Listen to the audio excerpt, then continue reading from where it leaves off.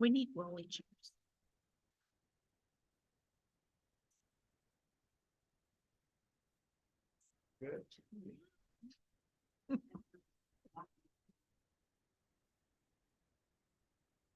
Good evening. I'd like to call this evening's Kings Local Schools Board of Education work session and regular board meeting to order. Mr. Morrow, could you please call the roll? Ms. Phillips, Here. Ms. Groff, Here. Ms. Cowan, Here. Mr. Skrull, Here. Mr. Belfrom. Here. Please join me in the Pledge of Allegiance.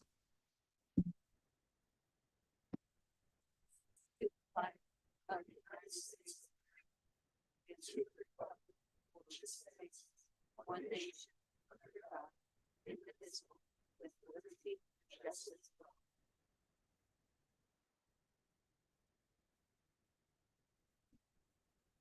all. Before we continue and approve the agenda for this evening's meeting, we just wanted to take a moment here to acknowledge the passing of Mr. Bob Hinman, who was a longtime Kings Local Schools Board of Education member. I believe he also served as president for a time, Mrs. Phillips. Is that correct? 1 year. 1 year. Unfortunately passed away back on August 26th. I know the volleyball program is having a donation drive or Thursday during their matches here at home, just to support the family, the Hinman family at this time. So just as a community, as a school district, you know, we always proudly say once a night, you're always a night. So we could just take a moment just for Mr. Hinman, before we move forward, please.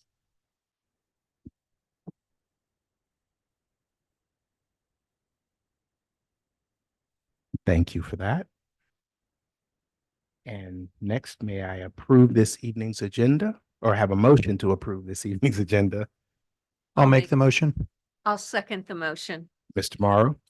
Mr. Skrull, Yes. Ms. Phillips. Yes. Ms. Cowan, Yeah. Ms. Groff, Yes. Mr. Belfrom. Yes. Next on the agenda are the reports and presentations. Hand it over to Mr. Sears. Yes, thank you, Mr. Belfrom, and welcome everyone this evening for our combined meeting this month. So as you know, the last few years, we've been working on strategic initiatives in our school district. So strategic initiatives around our culture blueprint, which is our culture of growth and innovation, our Power 5 future skills, which we've done a significant amount of work throughout our community, but also within our buildings, and personalized learning.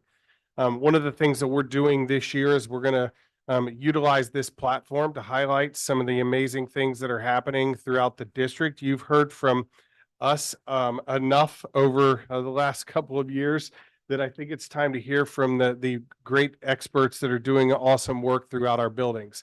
And so we're going to begin our sequence this year with highlighting South Lebanon Elementary and some of the great work that they're doing to bring some of our strategic initiatives to life. And so with that, I will turn it over to Principal Belinda Atkins. Thank you, Mr. Sears. Thank you, board, for having us tonight. It's always an exciting opportunity for me to get to brag a little bit on the great things that are happening at SLE. I'm always so proud.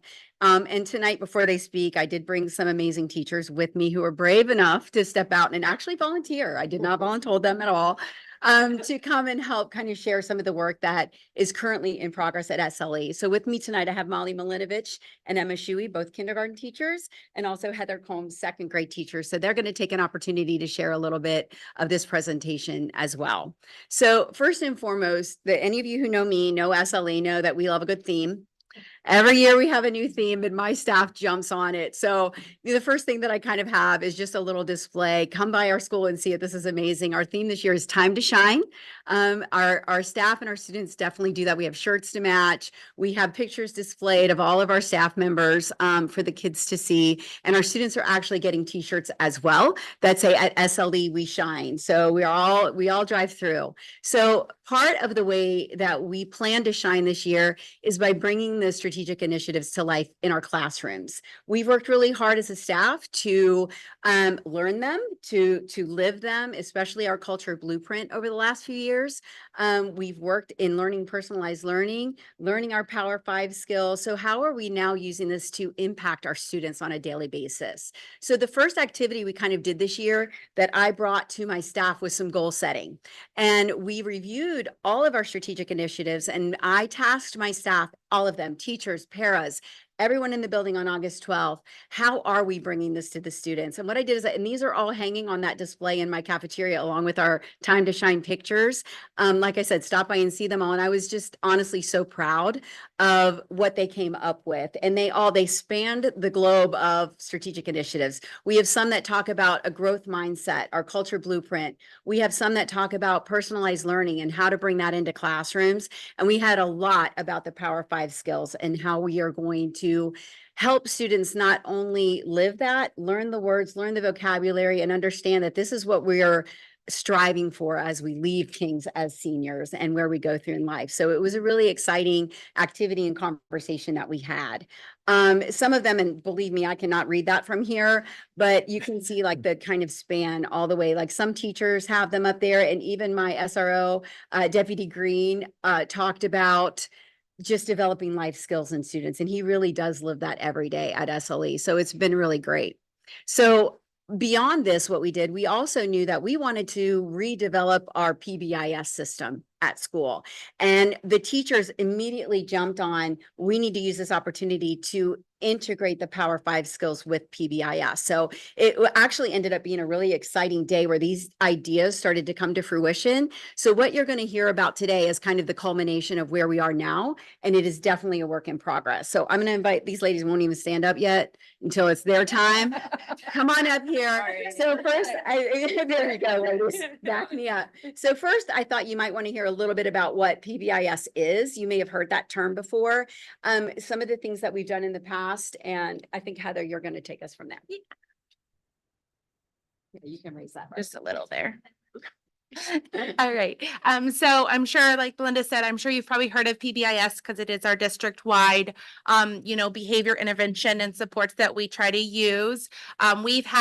We implement that in all kinds of ways, and it looks differently throughout the district depending on the level, their grade level, and even within the classrooms. But it is just the way we go about trying to incorporate positive learning and teaching the kids what are the expectations and what should we be doing in the classroom and what does it look like to be learning and to be working together. So it's all about teaching those and then calling out kind of the positive things that's happening within the classroom. Like, thank you, Susie, I like the way Susie is sitting. And so some things that we've done in the past is we've caught them being good. So as teachers, we would write down, hey, Gray was helping a friend today.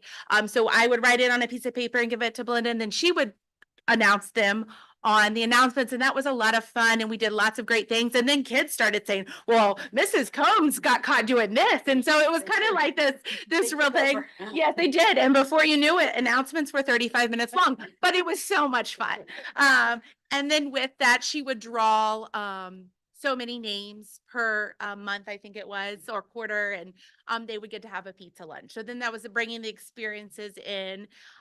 So we've just done a variety of things in the past, and with every good system, things start to dwell out, especially with behavior, and you got to keep it fresh. So that's what we're doing right now. We're going to keep it fresh. So go ahead and move on to the next. And with that said, what we decided, come on up here, Molly, you know you're next. With that being said, we knew that we wanted to do something big, something very different. And this is what excited me when my staff kind of jumped on board and they thought it was such a great way to implement the Power 5. So what we came up with was a house system plus Power 5 future skills. So Molly's going to tell you a little bit about what a house system is if you're not familiar. So the house system, very much like Harry Potter, our students and staff will be sorted into, it's going to be 5 different houses, and each of them are tied to one of our Power 5 future skills. So we'll have our communicators, critical thinkers, problem solvers. And us as staff will be deciding which of those values our students represent.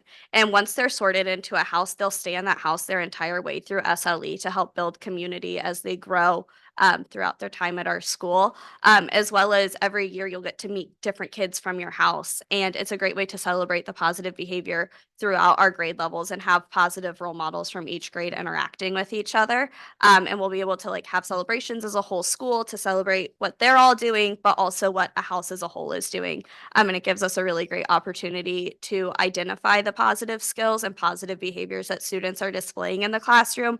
And we're going to use those Power 5 future skills as our kind of like criteria of the behaviors we're looking for throughout the day. Molly. Of course, one of our biggest tasks was what do we name them? What are we naming the 5 houses? And we had kind of two, when I got feedback from my staff, we had 2 factors. One wanted them they have to all be related to knights, something medieval. The other one was, well, we have to name them something to do with the Power 5 skills. So, you know, Belinda being the genius that I am, use ChatGPT to say, we want something that is related to our mascot, the Knights. We want something related. These are our strategic initiatives. These are the characteristics we want to build. So thank you to ChatGPT who helped come up with the names of our SLE powerhouses. That one was me, actually. I'm going to brag on that. But the 5 houses that you will learn about from SLE, I think, Heather, are you going to name these? Okay, I can't remember who said they were doing what. So I'll click for you. And I think you're going to like them. You're going to see a little medieval flavor and the description of each house. That's what blends the Power 5 skills. Go ahead, Heather. All right. So our first house is our House of Heralds, and the heralds were messengers back in the medieval times, and they were filled with communication. And these are the people that are compassionate and respectful and show empathy. So they have a great social skills. And one thing we talked about that was a cool way that we can use these is one, we see these kids in the classes. Like I could even, and the teachers, like when she was going over these, I could picture, oh, that is definitely Mrs., you know, whatever. And so we can use that in our classroom, and it could go one or two ways. It could be the kids that really, and it'll be a combination, I think, the kids that really have these qualities already, and who could work on these qualities. So we'll kind of intertwine those. So teachers will have input on who's going where as well. So, and then we have the House of Sages. Sages are the wise individuals known for the analytical minds and deep thinking. Curiosity. So Curious George would be good at this house. Always wanting to know what's happening in the research and asking questions and kind of looking at the big picture of things. And then we have our House of Innovators. These are those creative thinkers that are just creative and resilient. And it doesn't matter how many times they fail, they're going to keep pushing through and know that what they're doing has an opportunity to learn in the end. And then we have our House of Unity. These are our teamwork, the kids that are good at collaboration and working together and including others and celebrating everyone. It doesn't matter about their differences. And then last, we have our House of Vanguard, and these are our leaders. They like to lead into new territory and respect all. And we thought this would be a good connection to those like career and leadership opportunities and ready for the future. Thank you, Heather. Absolutely. So you can see that the characteristics we did incorporate Power 5. We thought it would be a great way for our kids to learn from each other what those skills are and build on them as they go through SLE. It was super exciting as this started to come to fruition to see how excited the teachers are about this. It's so excited. As a matter of fact, I even wrote a chant that we might use. I'm not doing it. Nope. Don't even ask. It's not going to happen. It's not a performance art tonight, but this is an example of a chant that we might use during one of our house meetings or whatever. I know, Peggy, you're later. I promise. Okay. You're going to be the first. So obviously we do have a lot of work to do, a work ahead of us to make this really great and really fun, but it's going to be a big deal. We're going to see big celebrations and big excitement from our students and our staff for this. So here are some of our next steps. As I said, this is organic. This started on August 12th. So it is a work in progress. Ms. Shuey? Yeah, so our next steps. So first, Heather created an amazing spreadsheet, put us all in subcommittees. So now we have captains, we have teams, like we're like, it's happening for sure. So like for sorting ceremonies, for example, like we're going to sort all of the teachers first so that the kids get excited. We'll do that as in a pep rally, obviously we got to get like super, super hyped up. So we'll have all the teachers sorted, and then Belinda said she would even like make videos sorting like each student that we could show like in the morning and have them like after we send Belinda like our list of this kid would be great here and here and here. Like we'll have them all sorted so that they like get super excited and they know like which team is which. For house meetings and celebrations, we're thinking about having like maybe our fourth graders like empower them to like get to lead these house meetings and lead these celebrations and have like some of those leaders in those groups like create these, so make it more like student centered and student focused.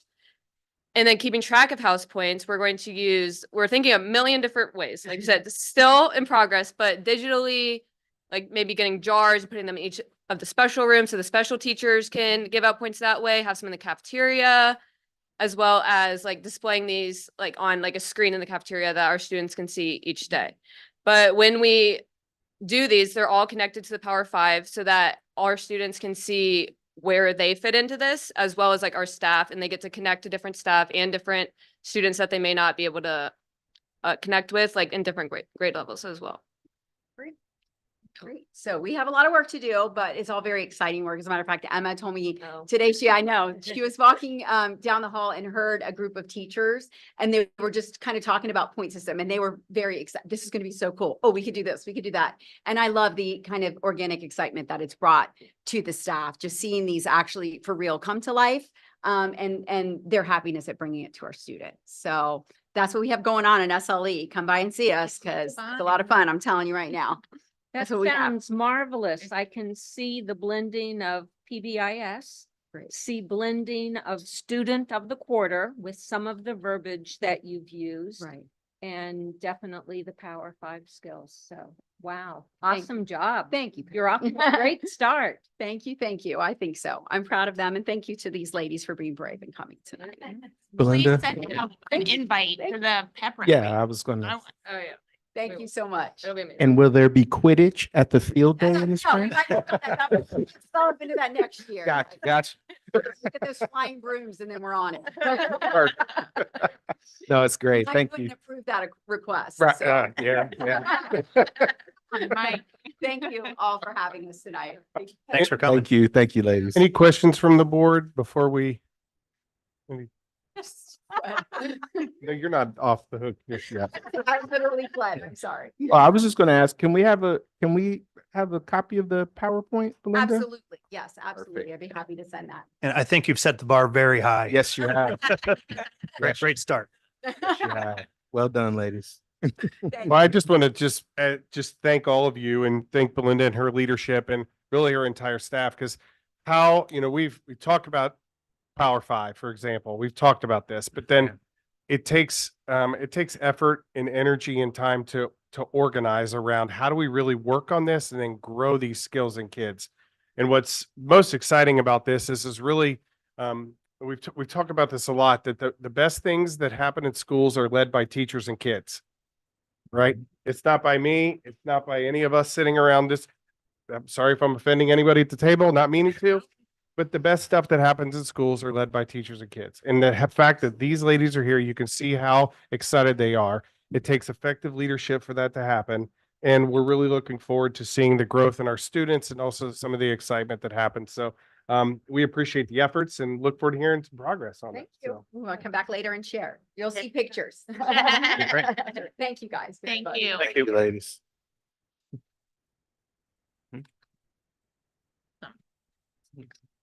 Okay. Yeah, please continue, sir.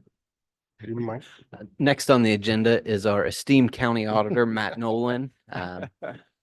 Matt's a great friend to the schools in Warren County and does a lot of great work behind the scenes that we don't all see, but he's a great advocate for education.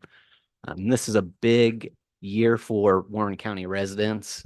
We've got large increases in everybody's property values, which means your house is worth a lot more. So it's not a bad thing. So Matt, I've asked Matt to come and kind of give some specifics on that and kind of talk through that with the board. So thank you. Great. Thanks for having me. As Mike said, Matt Nolan, been your county auditor for the last decade, and been through this 3 times, 4 times. I've been in the office before that. And this is by far the biggest one. So trying to get out and talk about it as much as I can. By way of background, my grandfather was a public school teacher. My mother was a public school teacher. And I went to public school from kindergarten till the day I graduated law school. Both my kids are at Lebanon in second grade and sixth grade respectively. So we got a lot of public school in my family. And there's a lot of challenges to it. As you all know better than anybody, you guys have a great superintendent and a great treasurer who I interact with a lot. But Kings has frankly more challenges than most. And so we're going to talk about some of that and how it applies tax wise. I won't pretend to be an educator. I would be very poor at it, as my kids will tell you, but I know a little bit about property taxes. So I'll kind of go through those. This is what I call the Dave Young slide. I think this is the 27th time I've given this presentation. The first time, not exaggerating, the first time was to the county commissioners who told me it was incredibly boring, made no sense, and they never wanted to hear it again. That they needed one slide to explain everything to them, which if you've met our county commissioners is par for the course. And so this was the slide Dave described, which is the good, as Mike mentioned. It is a really good thing. We have tried forever. Every meeting I've been in politics since I was 18 years old, every goal has been to increase values of people's homes. We want our communities to be worth more. We're achieving that now. Not all of it done intentionally, but we're achieving that. So there's more equity in all of our homes than there's ever been. And the increase in the last 3 years is the largest increase in human history. That is a positive. We should not ignore that. We should not lose sight of that.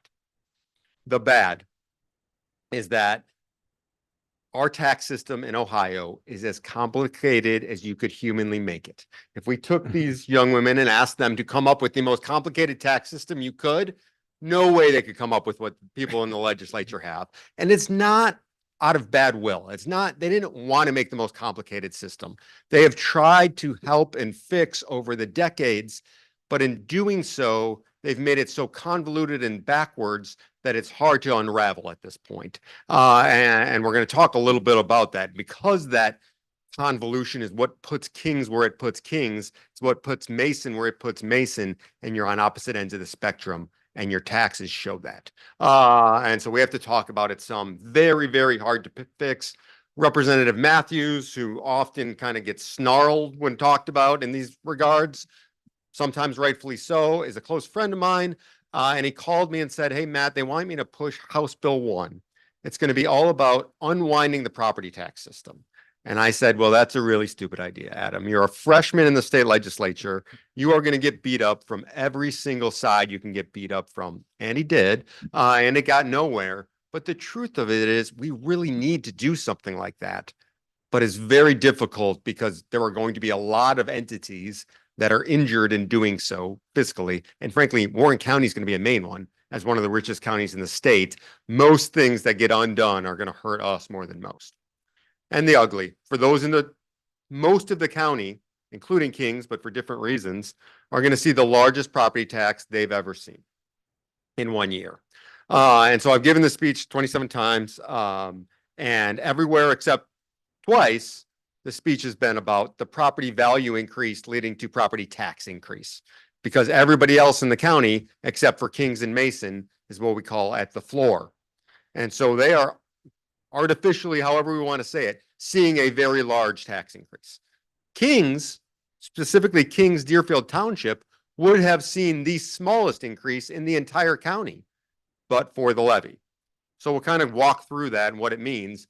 In the end, it means that the residents of Kings are going to see the largest property tax increase because of the levy, not because of the value increase.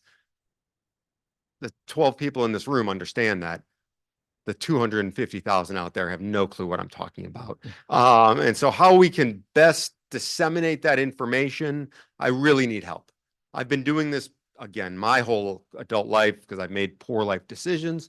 And so I'm so in it that it's difficult to come out of it and explain to the average person who cares about property taxes twice a year, if that, how it all works and how it. So the more we can help explain to people how it is, what it is, I think it's important that they understand it. My part of it, how do we determine values? Every 3 years by law, we're required to go out and look at every property in the county and decide what they're worth. Obviously, we can't do that in a way that an appraiser would, where you go in each house, decide what they're worth. We do it all based on sales. Everything in our world is based on sales. So if, 50 houses have sold in a subdivision in Kings, and we decide based on how much those houses have sold for compared to what we have them valued at, what we're going to value everything else in that subdivision. So if every house is valued at $80,000 and they all sold at $100,000, we need to raise the value of all of those houses, not from 80 to 100, but from 80 to 93 or 94, a median value below that. But we don't do just those houses that sold. We do every house in the neighborhood, that same percentage increase. Is it a perfect system? Obviously not. That's why we go to 93 or 94, because using medians like that, you just never want to go over. And so we do our best. I call it the Price is Right of home valuation. We get as high as we can get without going over. And that's always our goal. And then immediately we're behind, right? Because we're valuing properties what they were worth on January 1st of 2024. I did it in 14. 2024. That's 9 months ago. They're already 10% higher than that. But that's what we're doing, is we're valuing them based on that set date and time. And that's where it goes. So that's 110,000 parcels in the county, most of which are residential. And so what does that impact levies? So the important first thing to remember is that very few levies actually get any new money. Your fire department, $0. Police department, $0. Your parks and recreation levies, and here in Deerfield Township, $0. Mental health, DD, all of those levies get $0 new dollars. Values go up, rate comes down, they get $0. So all of that money goes to the county general fund, the township or city's general fund, and the schools inside millage. That's it. Those 10 mills within King's schools are the only place that get new money. So for King's, again, very little new money, because you guys aren't at the floor, and we can talk about that if you'd like to, because I think it's important you understand it, but you're not going to be at the floor in your careers probably. But it is the main talk of public schools in the state of Ohio is that. But I don't think most residents get that. The only time you ever get new money is a new levy passes or new construction occurs. And importantly, what I want to talk about a little bit is taxable new construction. So when South Lebanon builds a lot of new construction, but they abate it all, you get $0 of revenue from that. And that's a real factor for King schools. This is a map. It's hard to read, but you can see it on the PowerPoint. I had it done. It'll be on the website. It shows the value increases by the areas. It was really interesting to me to see it and how consistent it is. On average, county values are going up 27.2%. Nowhere is it below 25 and nowhere is it above 35. It is really consistent. Morrow, Franklin, Lebanon, Mason, very consistent. Countywide, we're seeing these very large value increases. The largest ones, for the most part, are in the poorest areas. Franklin, Morrow, and that's because it's a percentage. So we had those values at 100,000. Those houses are now selling for 200,000. It's a much larger increase than a $600,000 house in Kings that's now selling for 900,000. Much larger dollar amount increase, but smaller percentage. So that's kind of how it evened out, but very consistent. First time ever that I've seen huge increases in the high end. Usually the Long Coves, the Rivers Bends, those have been much smaller. Not this time around. They're seeing the same value increases as everyone else, which I'm really looking forward to. But we've never seen that before. So 27% value increase, as it says, everywhere except Deerfield and Mason. That's a 13 to 18% tax increase. Again, Deerfield and Mason being different because of Kings and Mason schools. Everything we're talking about is about schools. I include everything because there are other pieces to property taxes. Everybody gets some property taxes, but none of them move the needle. The county did last time we did this 3 years, very similar occurrence. The county did a tax holiday. Nobody remembers it. Nobody even noticed it because the county makes up such a small part of the overall tax. It really is about public schools, and all the conversation and teeth gnashing out there about taxes, property taxes. Nobody wants to talk about school funding. Those two things are so interwoven, and to talk about one with the other is just not the way to do it, in my opinion. So again, a little hard to read this slide, but this is King Schools. This is what we call the Bible. And it lays out every tax rate for every district in the county, Kings, Deerfield. And this is showing what would happen with the values going up, the rates would come down, and there would only be a 5% increase on a 30% value increase of taxes. But for the levy, that's what people would have seen. They would have seen their taxes go up by 5%. Everywhere else in the county is what Little Miami is, and that slide definitely didn't work out format-wise, but they would have seen a 20% increase roughly on that same 30% increase in value. So everywhere else in the county is seeing a 20% tax increase because their values have gone up, but their rates can't come down anymore. So they're seeing a seismic increase in their taxes relative to ever in the past and relative to Kings and Mason. But again, Kings being different than Mason, we had the levy go on. So people in Kings would have seen a $45 tax increase on a $100,000 home, but for the levy. That math doesn't work out very well, so I have to look at that, but it's $264 or $54 increase roughly on their property, most of that due to the levy.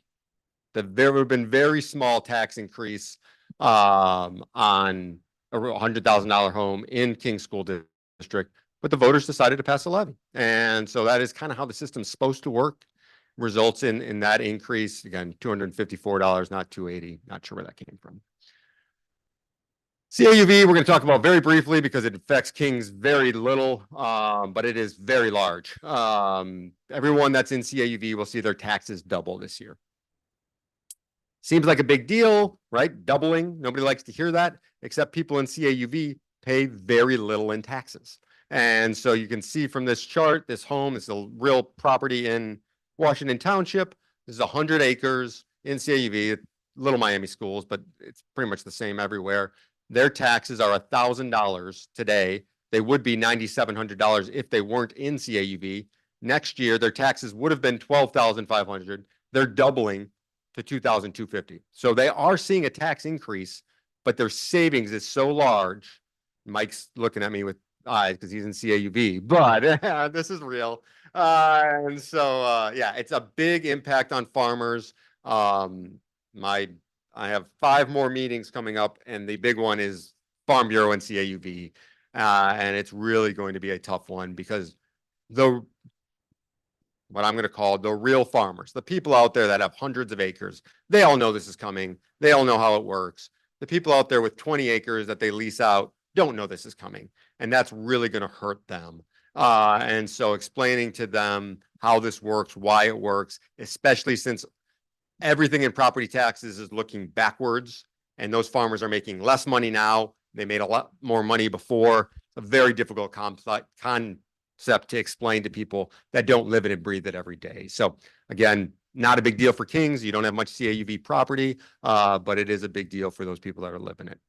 Quick question. Yeah. I know you said it doesn't impact us much, but can you explain for those who are listening, who are watching, what CAUV is? Sure, great. CAUV is the farm. So it's a constitutional amendment passed in the 70s that values farms different than every other property.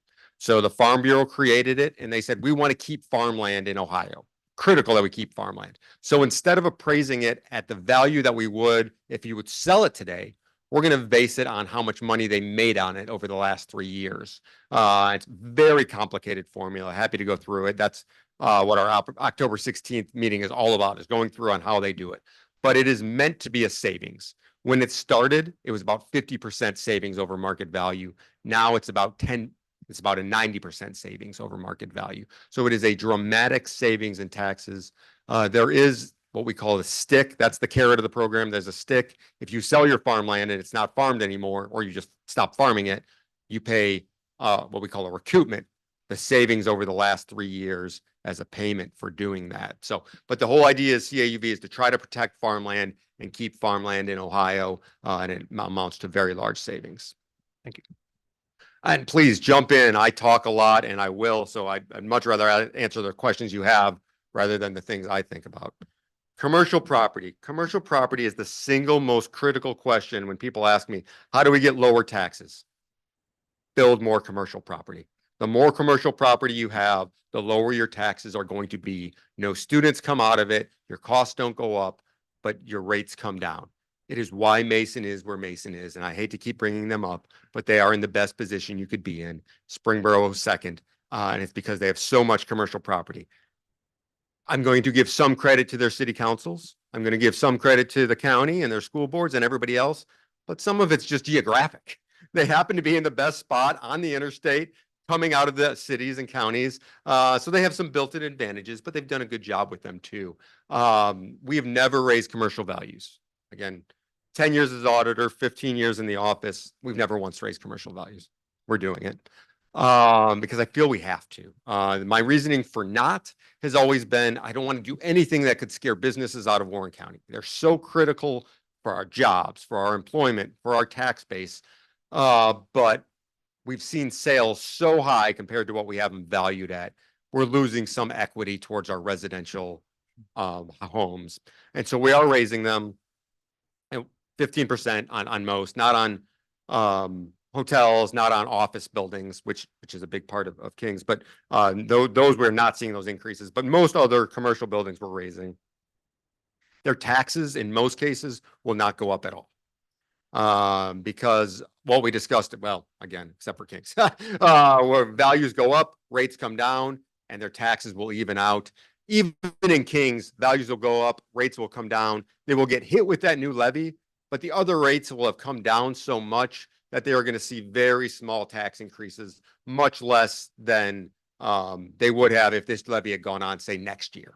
And so commercial property owners are going to be surprised to get a letter. They've never gotten one before. We're expecting a lot of questions. So we are raising the values, but there will be a calculator on our website that shows them exactly what a good estimate of what their taxes are going to be. And I think in most cases, they will see a smaller increase than they expect. Timing and process. Friday is when the letters go out. And if I look a little harried and tired, it is because I'm getting these letters ready and dreading them.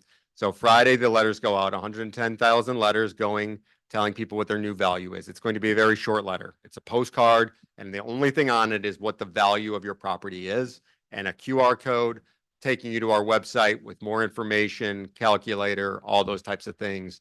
And so that'll be going out Friday. We expect them to be delivered, sometime next week, late next week, hopefully.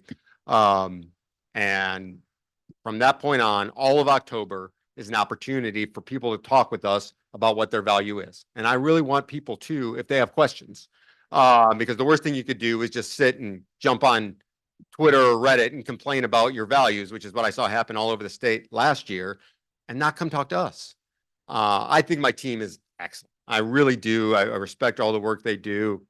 Our chief appraiser is a Kings resident, and they get their job right. We get our job right about 99% of the time. It's 110,000 parcels. That means there are 1,100 houses, properties that we've misvalued. And for a variety of reasons. We didn't know about something being taken down. We didn't know about updates. We haven't been in these houses. So there are lots of reasons. We just got it wrong. I had one, I told a story, true story. We're running all these reports and it's just off. And I'm, despite my earlier slide, a numbers guy. I'm like, how are we off by this amount? Somebody hit an extra zero. It was supposed to be a $250,000 house. It was a $2.5 million house. I hope that person comes in. We've got it fixed. So that one's not going to be it. But if you're that person, please come in right away. Like, we can get that fixed easily.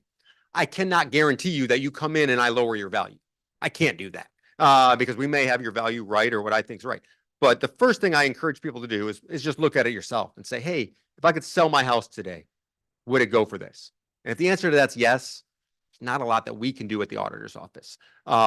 If the answer to that's no, I would love for the second thing you to do would be call a realtor that you know and ask them.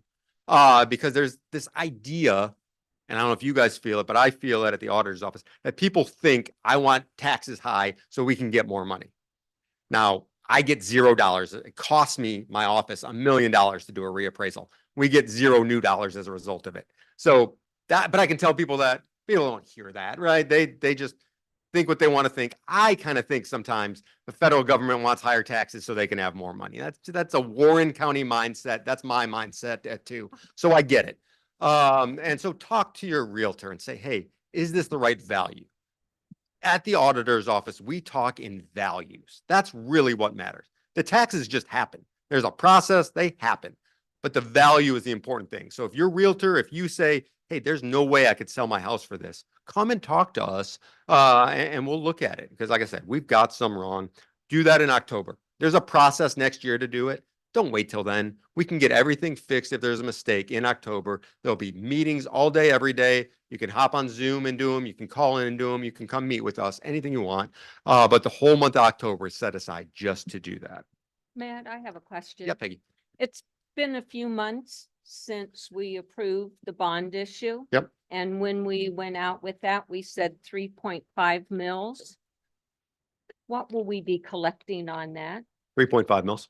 It will be the 3.5. Yeah. I don't, Mike, what's the right? Yeah. Our old levies were 3.5, and then when we met and looked at the numbers, we needed another 3.5. So total bond, you're going to have 7 mils of bond levy basically being collected. Nobody understands that, Peggy.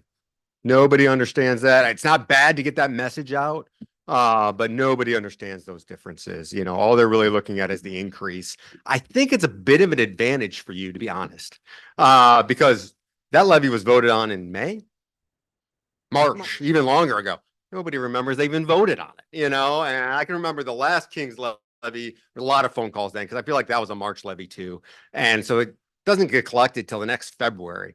We had so many phone calls. Kings wasn't as bad as Little Miami. When Little Miami passed that 13 mil levy and then it rolled around, people were just furious. And they said, we never got a chance to vote on this. I lived in Little Miami at the time. I said, I mean, every single yard in Little Miami had a sign up. Like, how did you not know this levy was happening? But that's what we deal with a lot. And just trying to educate people. Really, I want people to be prepared. This is all happening, right? Their taxes are going up this amount, you know, planning for $265 per $100,000 of value. People need to prepare for that. And the biggest group that I'm trying to reach out to are people in escrow. I don't know how many of you guys have escrow, right? When I started, again, 15 years ago, people in escrow were first-time home buyers. That has shifted dramatically. Most people now are in escrow, or a large percentage are in escrow. So they don't even get a tax bill. They don't even know their taxes went up until they get a call in May from their bank saying, hey, your taxes went way up. Now you owe us not only the future money that we need to collect because your taxes are higher, you owe us a big lump sum from before because we weren't collecting enough. And we get those calls a ton right now. That was by far our biggest call in January because the reappraisal was happening all around us. Everybody was blaming taxes. Our taxes didn't go up, but their insurance went up. And it was such a large number. So when people called in, we were like, yeah, that's your insurance. Now, next year, it's going to be your taxes. So you need to prepare for that. So just getting this message out, you know, to the group, we're all in different social groups to let people know, please prepare for it. For some of us, it's not a big, you know, all right, $250, whatever. For an average person, $750 a year. Okay. You know, it's not great, but for some people, it really does have an impact. And I want them to be ready for it. Can I ask you a question? Yeah, of course. We have a couple neighborhoods where you'll have a Little Miami street Yeah. on one side and a King's street on the other. It's like, Yeah. so neighbors are outside talking and, you know, mine was, you know, reevaluated at this and Yeah. yours was that. I mean, can you explain the difference between how house prices have raised in Kings versus Little Miami? Is it equal? It's not equal. Historically, it's getting closer to equal. But I used to use this as an example all the time. Historically, those subdivisions have sold better on the King side than the Little Miami side. And we split them up into different neighborhoods for valuation purposes based on that. We have the same thing in Franklin and Lebanon. One of our largest subdivision is split by those lines. We saw it a lot. It was dramatic when Little Miami was going through their fiscal emergency. The lots, most of those subdivisions were lots at that time. And the King's lots were selling for a lot more than the Little Miami lots. We're still seeing that, not to the same level, but it definitely still occurs. There is a preference, it appears, when you just look at the numbers for Kings to Little Miami, which makes us raise the value of those same types of houses in Kings than they would Little Miami. So what can be done? And this is kind of what I want to push on you guys a little bit. There's more that can be done here than there can be most places. So Kings is actually working the exact way it's intended to work. You're one of the few school districts in the area that it is. You're also the highest tax school district in the area by 20%, not by a little bit. And so that is intentional. For 20 years since John Kasich was governor and before, but really when John took over, they said, we're going to push this all down on the locals. We're going to slowly get rid of the income tax at the state. We're going to send less and less money to Columbus, and the locals are going to pay for things, which is good. Then we don't send money to Cuyahoga County, Dayton, anywhere. It stays locally. That's what they said. He also said at that time, we're going to make the tax base bigger. We're going to make everybody pay some locally, and that'll make it so that everybody pays less. That part hasn't happened. And it especially hasn't happened in Kings. And so as a result, we're seeing much higher property taxes. That's what they said was going to happen. That was intentional. Well, they didn't say that part, but anybody that was paying attention at the time said, well, the only way we can tax locally is property taxes. And if we're going to pay more locally, where else are we going to pay it? On properties. And so we all knew at that time that property taxes were going to go up. If you talk to your legislatures, there are ways to fix that. Nowhere do they do more based on property taxes than the state of Ohio. No other state in the country. So we're unique in that way. But the fixes all involve us sending more money to Columbus. They do. And then it getting redistributed. And Columbus has a lot more ways to tax. There's a lot more entities they can tax. Public utilities being high on my list that need to be taxed better. But so that's one thing. If you talk to Representative Matthews, Senator Wilson to bring up, I don't talk to others about this as much as I will talk to you guys. I am passionate about it. I've gotten myself in a lot of trouble about it. I hate tax abatements. I hate tax abatements on residential properties. We're the second fastest growing county for 30 years. And we're giving large developers abatements to encourage residential development here. It makes no sense to me. I refuse to accept the excuses they make, but I feel a little bit alone. So when what's that? You're not Well, I appreciate that. I need the backup. And Mike and Greg have been there with me, and it's a hard position to be in. South Lebanon is the biggest violator. They are, but they're not the only one. And so they have a new mayor. The last mayor was a good friend of mine. And he doesn't call me anymore, but it's not a personal thing. When we don't collect taxes from a huge apartment complex for 30 years, and they continue to flood our large numbers of students come out of those areas, especially affordable housing, which we need affordable housing. I'm not disagreeing with that. But when they don't pay taxes, all of the rest of us, all the rest of Kings residents are left picking up the burden. And it is a big part of the reason that your tax rate is as high as it is. And you have no control over it. But, well, you have no direct control over it. I think the influence we have has to be used to try to slow these down. Tax abatements can be great. Procter & Gamble is a tax abatement. It's one of the first TIFs in state history. It is probably the best TIF in state history. It has done a tremendous amount for us. So it can be used correctly, can be very well done. But residential ones, I've never seen used correctly, and they do not benefit schools. And anybody that says they do is really stretching the truth. So that's one side of that. I'm not going to bring up reducing inside millage because that's not really an option for you guys. The other option that is interesting to think about, property taxes, for the most part, for younger people, aren't a bad thing. Your incomes are going up, the equity in your home's going up, your property taxes are in line with that. If you look at property taxes over the last 10 years, they've basically been at inflation. Once there's jumps because we only do it every 3 years, but for the most part, they're near inflation.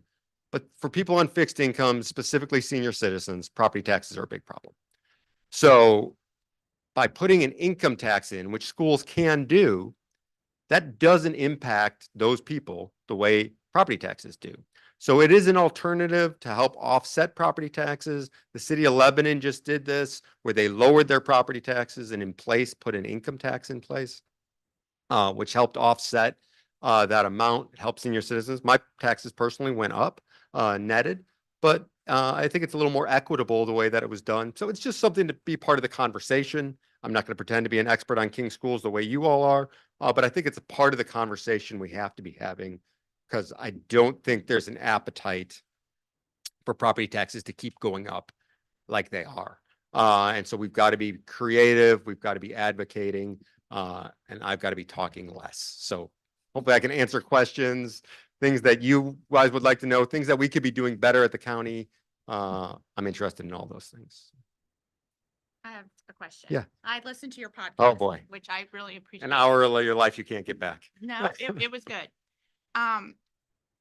You talked a lot about Mason schools versus King schools in that podcast. And I don't want to take anything against Mason because I like Mason and they're our friends. We like them.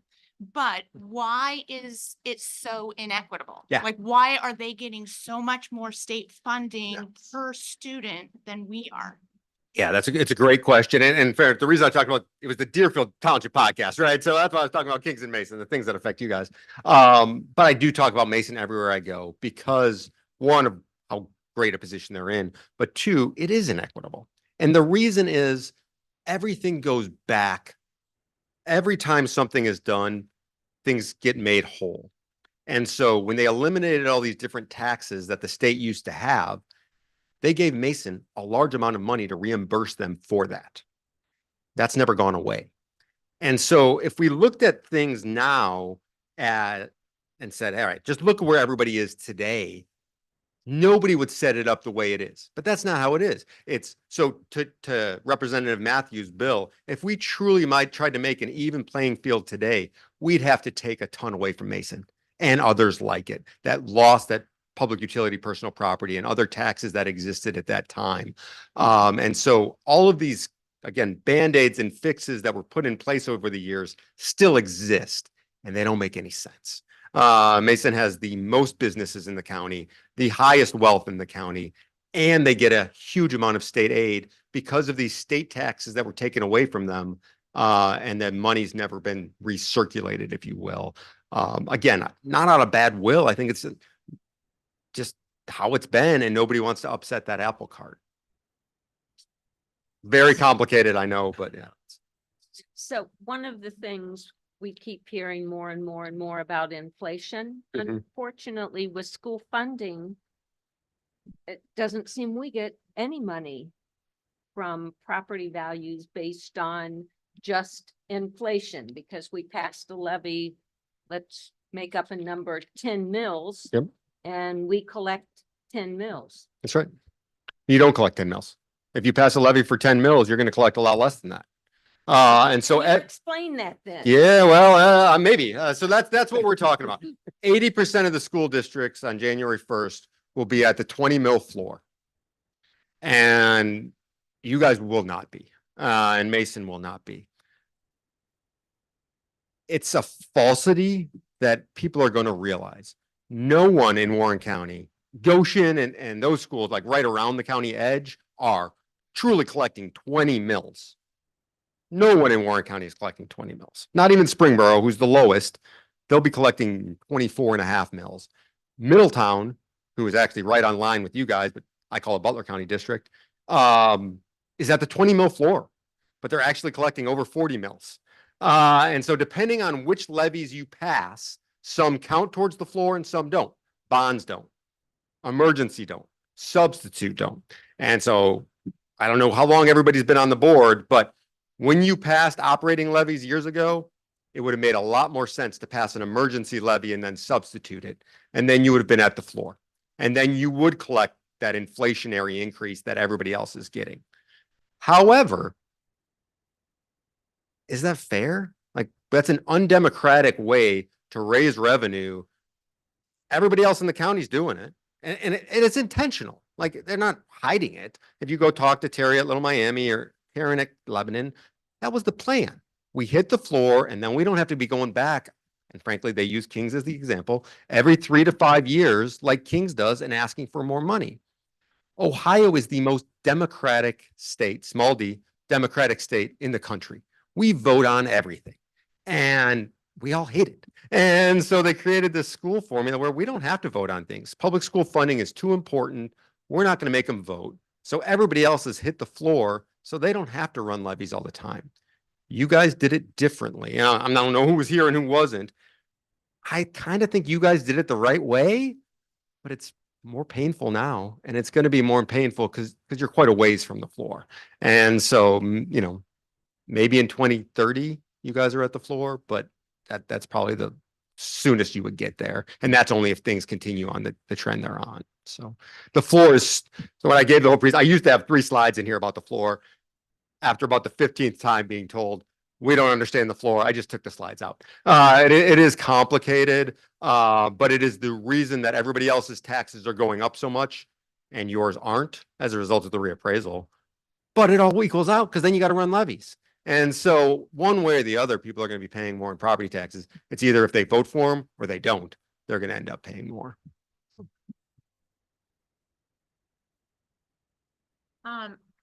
What is being done to help the elderly Nothing. in our community? Yeah, nothing. So I got a bill through the Senate. I shouldn't say that. Steve Wilson helped pass a bill through the Senate. Right now there's a homestead program that I don't even bring up because it's embarrassing. There used to be a homestead program in Ohio that at least for anybody that was 65 or older, or permanently disabled, you got roughly a $500 tax reduction. One of the smaller ones in the country, but it was something. I mean, that's real money for people. Again, under Governor Kasich, we're going to shift everything local. We're not going to make things at the state. They put in an income requirement of $31,000. It rises every year with inflation. So it's roughly $37,000 now. Adjusted gross income for your family. So if you have an adjusted gross income under $37,000 and are 65 or older, you qualify for this roughly $500 tax deduction. Nobody in Warren County qualifies for that. We get almost no applicants anymore because that income is so low. And so our bill through the Senate raised that income requirement significantly, tiered up how much money people get to make it a real program to really help senior citizens. It's not gotten a single hearing in the House. It's not even put in. And I would be shocked if it gets through. So I don't like to bring it up even getting through because I would be shocked if it does. But that would be one thing that would really help senior citizens who I think are most impacted by these value increases. And it wouldn't cost the state very much at all compared to their budget. So that would be the one thing I would advocate for. Representative Matthews and Lips have both said they will vote for it. But anybody that has the misfortune of following state politics knows not a whole lot is getting done up there right now. So. You had mentioned the income tax. It was just put through in Lebanon. Yeah. How does that work? Can you walk us through what that looks like? Sure. So I'll walk through what they did. There's other ways to do it, but we worked together. They did. So what they went on is they put on the ballot that they would increase the income tax if they did, they would choose to lower the property tax, which you can do at any time. Anytime you can come to me and say, hey, we don't need all this money. We'd like a little less, which people do. Washington Township does it every year. DD's done it a bunch. The county did it. So people do. Schools don't historically. And so what they did is said, if you vote for this income tax, we will voluntarily lower your property taxes next year. And we will put on the ballot the following year to permanently lower the property taxes. And so that was kind of the 2-step process they did. So they raised a 0.25% income tax and then lowered the property tax by 3 mils. And so, small numbers, but I thought it was creative. I thought it was a way to kind of shift things. It also, in their case, I think made a lot of sense because fire services aren't just for the residents. They're for businesses and people that are using those businesses. And so the income tax brought some of that in and helped pay for some of that. The cynic would say also, those people don't get a vote. So it's a little easier to pass. Mason has done that. City of Mason has done that very effectively where they've raised income taxes and maintained lower property taxes as a result. So I've seen cities do it. I've never seen a school district do it. Carlisle has a income tax. Clinton Massey has an income tax, which is kind of an unusual one. But they're few and far between. Little Miami tried to pass one 10, 12 years ago. 12 years ago. And their messaging wasn't great. That's my excuse for it not passing. But I think there's probably an appetite for it. It does take a lot of explaining, and how it's collected, it's difficult. So I'm not going to pretend like it's a fix all, but I definitely think it's something that needs to be looked at. I think everything's got to be looked at, but that'd be you only have two options, and so the model that I've tried to push for those that want to listen is the Tennessee model, where we put a lot more at the county. And the county would put a sales tax in place that would then be distributed to the school districts. That's how Tennessee does it. Very different system than ours. But I think it would help our community more. Being Warren County, one of the highest sales tax counties in the state, especially I think we're the highest sales tax per capita county in the state. I don't think we are the highest sales tax per capita county in the state. So it means we bring in more sales tax per person. Obviously, pointing the wrong direction. Kings Island is a big factor in that. And so something like that, I think, should really be looked at. Doesn't help rural counties nearly as much, but would be a big boon to Warren County. So what would you recommend we as a Kings community, a school district, specifically do to get increased state funding? Yeah. Mr. Nolan, putting you on the spot. Yeah, and so it's a really Mike and I had this conversation. So you guys don't know this, but I got to brag on Mike a little. I talked to Mike in a positive way more than any school district treasurer in the county. There are some I talked to in a negative way. Mike, it's all and since the day he was hired, he took me out to lunch, and it's just really made an effort to get to know the county and how things work. And we talk about this issue all the time. It's a really hard question. I think that the best thing you can do is show how great Kings is, show what they're getting for their money. The problem is, I pointed out repeatedly the inequities between Kings and Mason. I have to point those out because I looked at the numbers today. If you look at the cost per student, they're almost the same. You guys aren't spending a ton more money than Mason is, but then when you look at the levy dollars, they're significantly higher. The only way to answer that is they're getting money from another source, right? The problem is the answer to that equation is to lower the amount of money Mason's getting. That's really what should, I mean, if we're being honest, nobody from the state's going to watch this. That's what should happen. And Jonathan Cooper won't let that happen. He's too good of a administrator. And so it's so hard for Warren County to go to the state and say, hey, we need more money. We're really struggling down here. The richest county, the most successful county. That's a hard argument to make. And so I think that I'm not answering your question well. I didn't answer it for Mike well either. Really showing them. And I think, well, I guess this is the better way. My approach is, can we lift all ships? I think we need more money for Appalachian school districts. I really do think we need to fund them better. I think we could lift all ships. There's $1 billion that just went to private schools around the state of Ohio. Again, started at the beginning. I'm a public school kid. I don't love $1 billion going to private schools. They will tell you that if those weren't going to private schools, they wouldn't be going to public schools. Where would they be going then? Because I think your number one job in the state legislature is to fund public schools. And so finding avenues to lift all ships, and when doing that, try to get Kings lifted a little more. So I think that's the right answer is how do we lift all public school funding, but specifically, and then when doing that, try to get Kings lifted a little more. And I think if we're looking at a snapshot in time, let's say we're going to take that $1 billion, we're going to spread it around the state. Mason probably wouldn't get much of it. And that's probably okay, right? Springboro might not get much of it. That's probably okay. If Kings could get a little more, that would make sense given the dynamic right now. So that's kind of how I advocate now, as if I'm thinking about it. But that would be my recommendation is to do that as much as you can, is try to lift everybody up. Fair.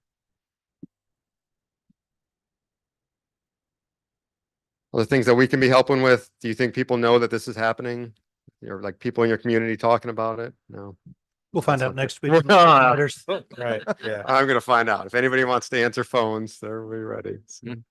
So I do have, you did mention this before. Yeah. If you could, as we mentioned before, just for the community, just talk a little bit about like abatements or Yeah. the TIFs and Yeah. how this stuff comes to be. And because I think a lot of people, I know that I've spoken to, they somehow think that we're involved. They think you're involved with that. Yeah. And that's not the case. So could you talk just a little bit about how those come about? I love to, yeah. And so I was at dinner. I live in downtown Lebanon, the old part, the junkie house on the nice street.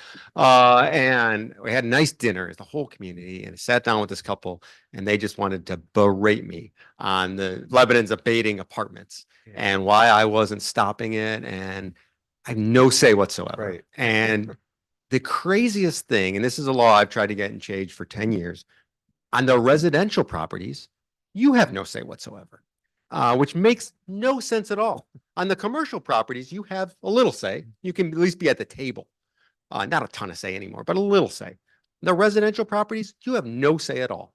It makes no sense. But these come almost, there's two methods which they come. One, the city, village, township put out a property and basically say, hey, this is abated. If you want to come to it, to try to induce development. And Mason does that a lot. Mason is really good about that, actually. They have huge swaths of land that say, you bring this specific type of industrial tech development, and we're going to abate that property for you. Or TIF that property or whatever it may be. And then the other way, and the way that I'm less comfortable with, is the developer shows up at your door and they say, hey, we really want to bring this shiny new toy to your community. All we need is you to give us the school's money, the county's money, not yours because you reside on income tax, but other people's money, and we'll bring this shiny new toy to your door. And the village, usually the village or the city says, yeah, that sounds great. Let's do that. Let's spend the school's money and the fire department's money and the county's money to bring the shiny new toy. And then that 2-3 years down the road, when that toy shows up, it's not very shiny. And it's not what was promised. There's never any repercussions for that. These fancy houses turn into not so fancy houses, and these Class A apartments turn into something that resembles affordable apartments. And so that's usually the process. And that's the process that we've seen up and down Columbia Road. And not just recently, for 30 years. The 30-year TIF on the apartments is about to end on Rivers End. I'll forget the name of it, behind Kohl's there, Target. Yeah. That's just, so this has been going on for a long time. And the school district has no real say in it. Sometimes they're, like I said, sometimes they're good. Sometimes there's bullies, and they'll say, hey, if you don't do it, the people next to us will do it. And that happens, and that's hard for a community to lose. Target, Kohl's, all of that, that's tax abated TIF properties. TIFs aren't as bad. So when you hear that word, tax increment financing, most TIFs require that the school be reimbursed a large percentage. So those aren't as bad. At least there's a percentage of the money coming back. And there's value. They're still paying money. There's going into roads and things like that. So I don't love TIFs. I hate residential TIFs, but they have some value. True abatements, especially residential abatements. And so actually there's a really good article in the Enquirer Friday, I think, that Claremont County, the village of Batavia, is currently doing this same thing. They're abating a bunch of residential properties, and their school district is opposing those. Interestingly, the city manager of Batavia is the developer's attorney that got all of these done. So, I mean, these individuals know the process. They know the system really well. And there is some outcry when people hear about it. Just think most people don't know about it. And so, like I said, I'm known in the legislature as the anti-abatement guy. That's true. But my anger is really directed at the residential, because that's where kids come from, and that's who we have to pay for, and that's who we have to educate. And so you want to bring your businesses here, and we want to abate those. I can live with that, but it's tough for me to swallow when they bring kids with. And this line that Was it you or your predecessor? It might have been you. I don't remember. When they did the Cartridge Factory, which was a huge success. I love the Cartridge Factory, good beer. And they said there won't be any kids in those apartments because kids aren't going to live there. And the response was, okay, then just pay if they do. And they refused to do that. And so we're like, well, that doesn't seem very legitimate response. And so yeah, that's a long diatribe, and you hit on my favorite topic. So. Appreciate it. We have any further questions, Mr. Nolan? No? Just one last Okay. word. Okay. So take away the bond levy. Mhm. How much more money are we getting in revenue from these values going in? Very little, very little. I should have calculated that exact amount I have for the other districts. Almost nothing. Yeah, and so their total taxes would have gone up 5%. Of that, you guys are about half. So you would have gotten about roughly a 2% increase in revenue as a result of the value increases. So well over 3 years.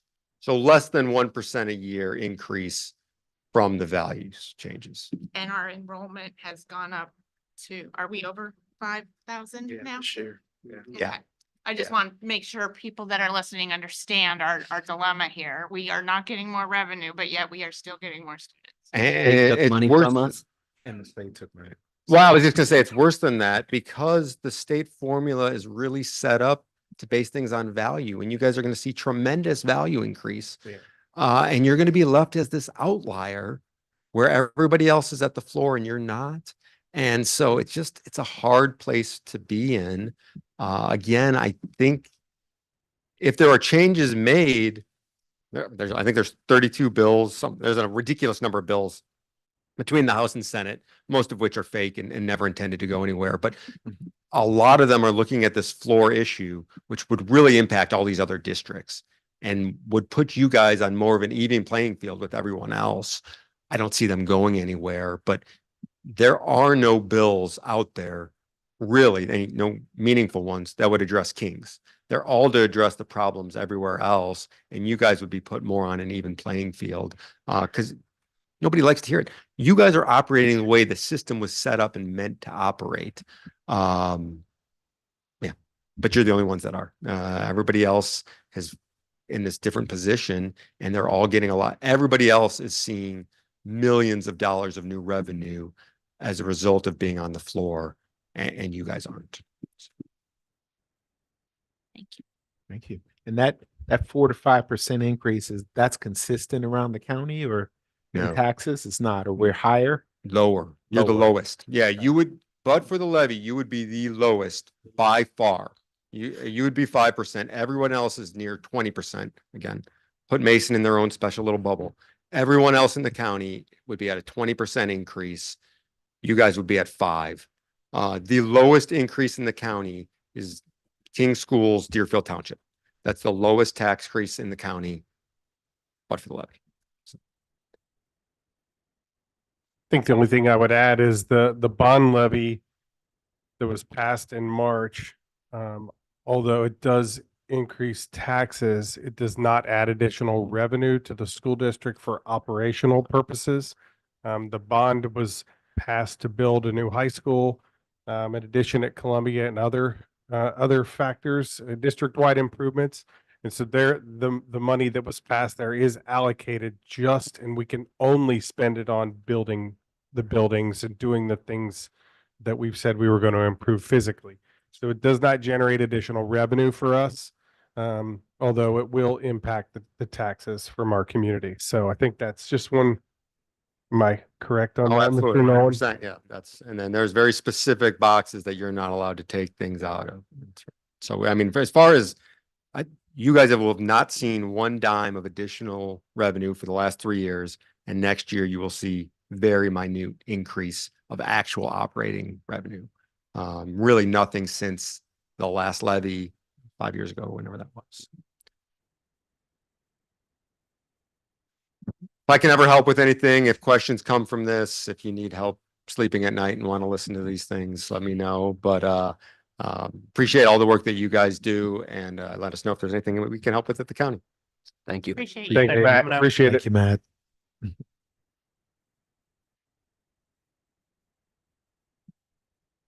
We should have had Auditor Nolan go first. That was like the veggies. SLE was like the dessert. Brownies to start, broccoli to finish. Now we're all. That's how we- fired up. Absolutely. How we refer to it. Right. So the last agenda item in this is really a facilities update. This will be very brief. At this point, our architects and construction company are doing quite a bit of work. There's not a real big formal update this evening, other than to point out to the board that our architectural firm right now is doing a lot of individual department meetings throughout our high school campus, doing significant work, meeting with staff members, determining what's actually going into classrooms. So they're down to that level of detail. We're also in the middle of Columbia Intermediate is we'll get some initial pricing potentially next week on that piece as they have finished that phase. And so what from the high school perspective, they're working vigorously to finish what they call schematic design.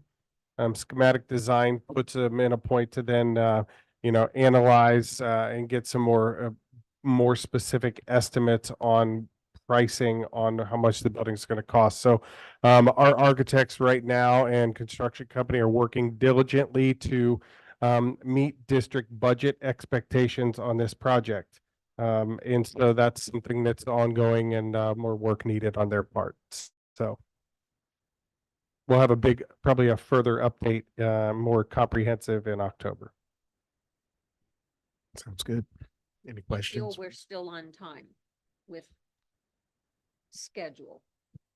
I don't think there's anything impacting the schedule at this point. So it seems to be moving along from a schedule standpoint, moving along as we've expected.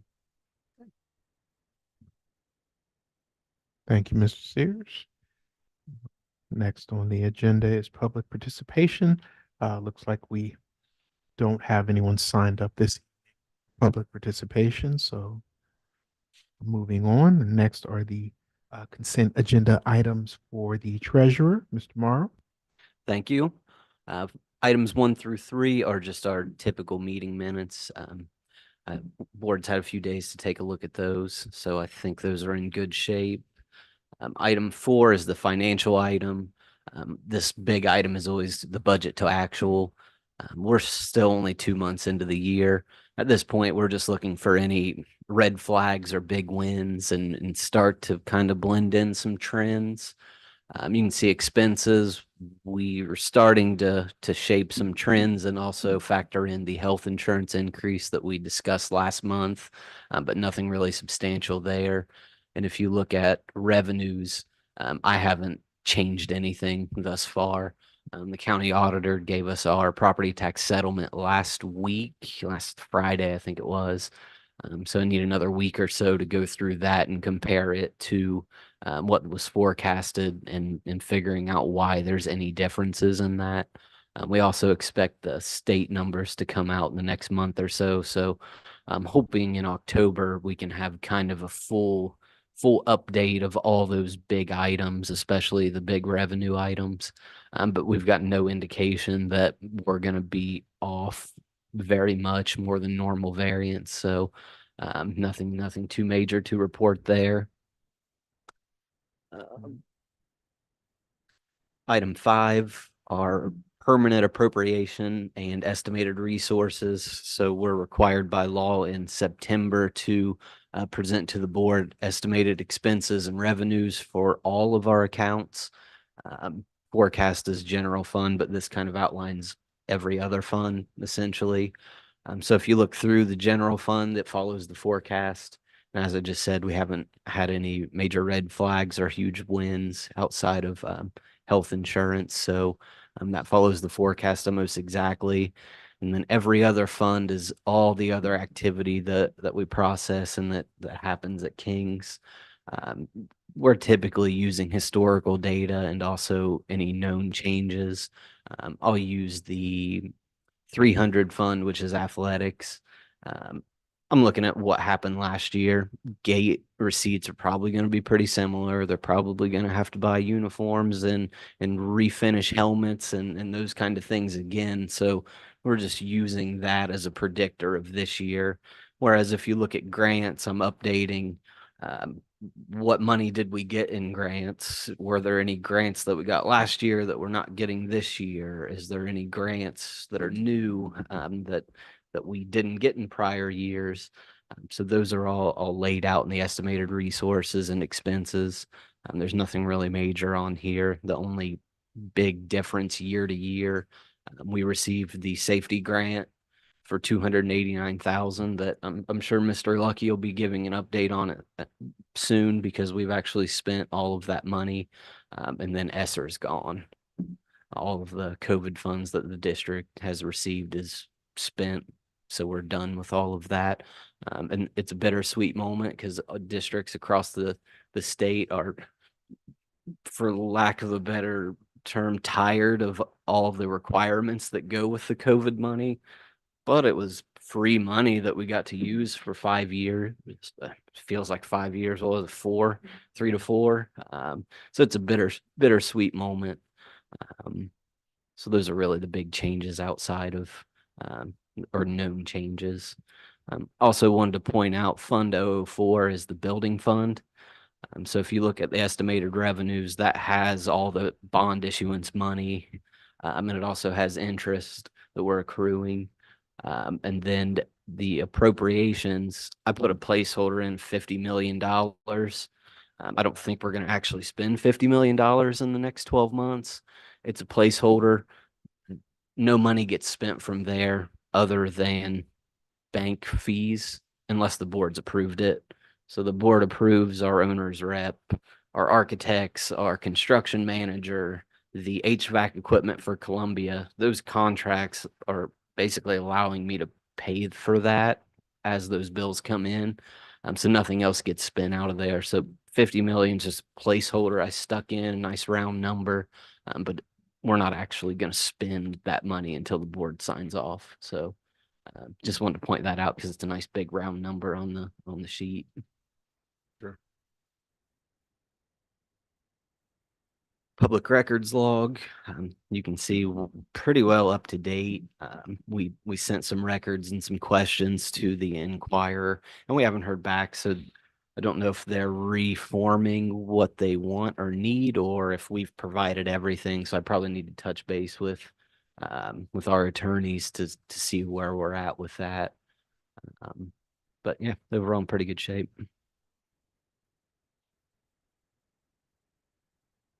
Any questions for Mr. Morrow? Well, with that, may I have a motion to approve items 1 through 6 on the consent agenda? I'll make that motion. I'll second the motion. Mr. Morrow? Ms. Phillips, Yes. Ms. Groff, Yes. Ms. Cowan, Yes. Mr. Skrull, Yes. Mr. Belfrom. Yes.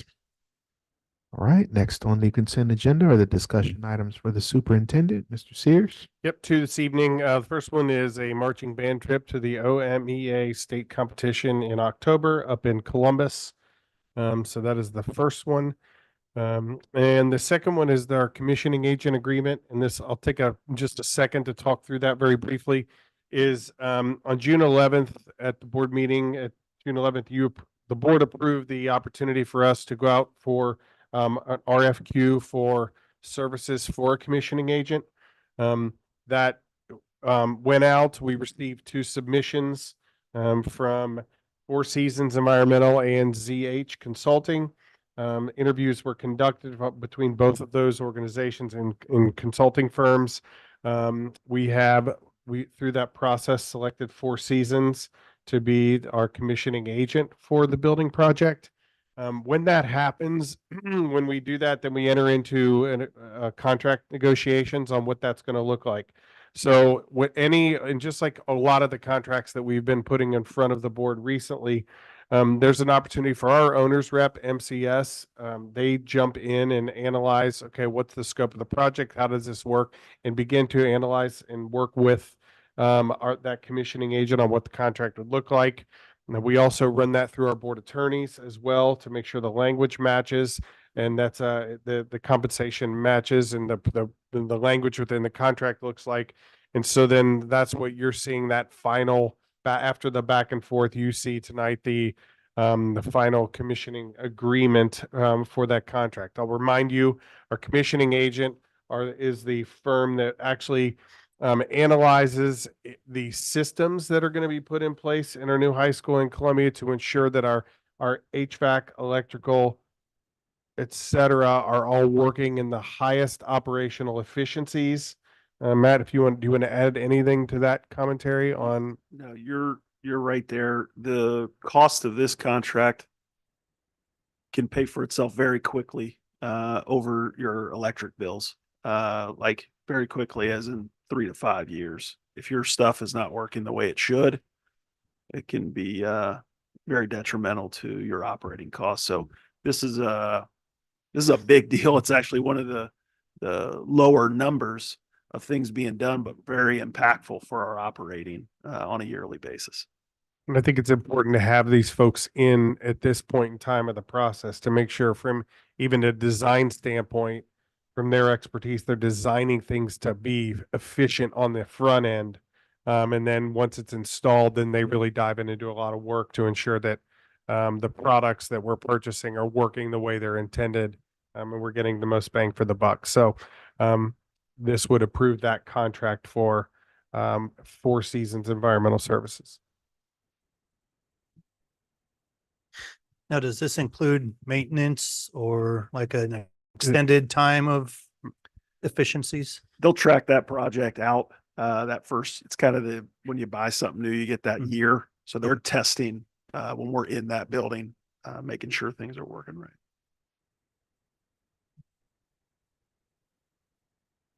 Any further questions? With that, may I have a motion to approve the 2 items under the superintendent's consent agenda? I'll make that motion. I'll second the motion. Mr. Morrow? Ms. Groff, Yes. Mr. Skirl, Yes. Ms. Cowan, Yes. Ms. Phillips, Yes. Mr. Belfrom. Yes.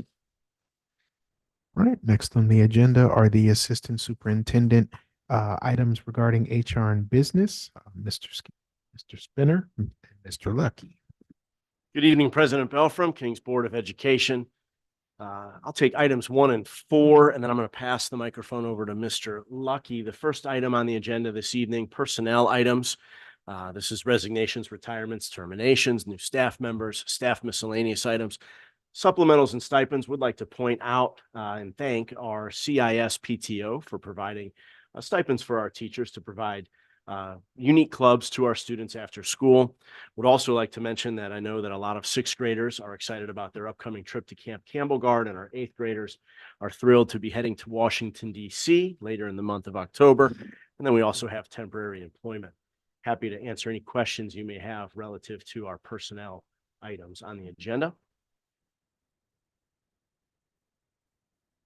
Item number 4 is our supplemental recommendations. This has to do with new and additional positions due to increased student enrollment. The new positions are addressing new sport. Ohio High School Athletic Association has added boys volleyball to our roster, so we do have recommendations to add supplementals for coaches, and then also additional positions due to increased student enrollment or increases in stipend amount due to an increase in responsibilities. The total to make these adjustments is comparable to what we have seen in recent years. So the boys volleyball, that'll be a spring sport? That's correct. And that's effective this school year? Yes, sir. Got some big shoes to follow. Yes, they do. Talk about setting the bar high. No pressure in year 1. Right. 30 match winning streak, state champ. Thank you, Pass it Mr. over to Spinner. Mr. Lucky for items 2 and 3.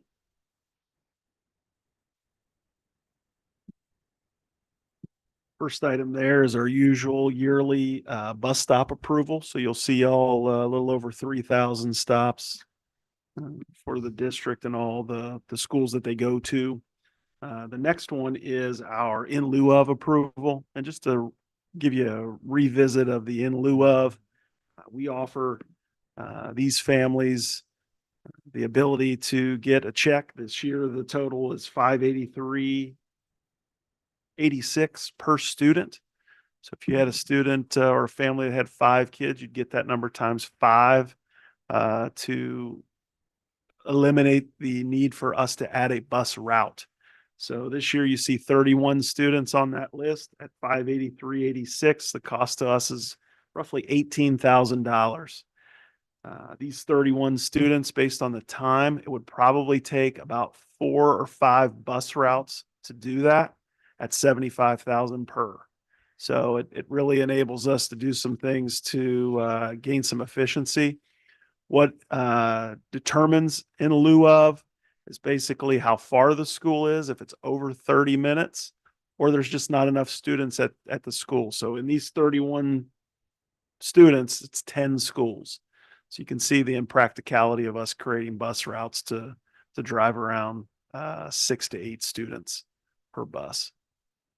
Is this similar to the number we had last year? Mhm. By the time the year ended, we'll get some of these throughout the year.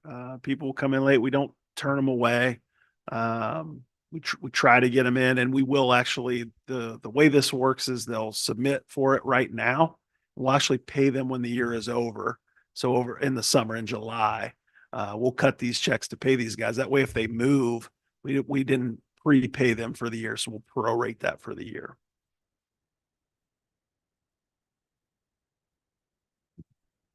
And that formula that you discussed, Mr. Lucky, that formula is determined not by us, but that's by the state. By ODE, yes. All right. Any questions for Mr. Spinner or Mr. Lucky? Did we want our construction update from Mr. Lucky or impact to the bus routes? Nothing, no showstoppers? Compliments to the transportation folks down there in the bus garage right now. They're doing a fantastic job working with just road closures and all the things right now. So Great. Give them some kudos. Great. Do we know, is the Columbia roundabout still on schedule? Have you heard any updates? I haven't heard anything new. Okay. Yeah, haven't heard anything new. They say that they're going to maintain the road being open down there. I don't know. Wawa update, Matt? Wawa's about the same place that Chick-fil-A is. Put it that way. That's awesome. All right. With that, may I have a motion to approve items 1 through 4? Consent agenda item for the assistant superintendent regarding the HR and business items here. I'll make that motion. I'll second the motion. Mr. Morrow? Ms. Groff, Yes. Mr. Belfrom, Yes. Ms. Phillips, Yes. Ms. Cowan, Yes. Mr. Skirl. Yes. And Mr. Spindler, so you have one more item, sir? Now, this final item is a discussion item, and I've supplied the board and the community with a document that provides information on why we would be making this recommendation, why we're requesting this change, and also the implications and some frequently asked questions that I'm anticipating. And of course, if you have any questions for me or the rest of our team here, we'll be happy to answer those.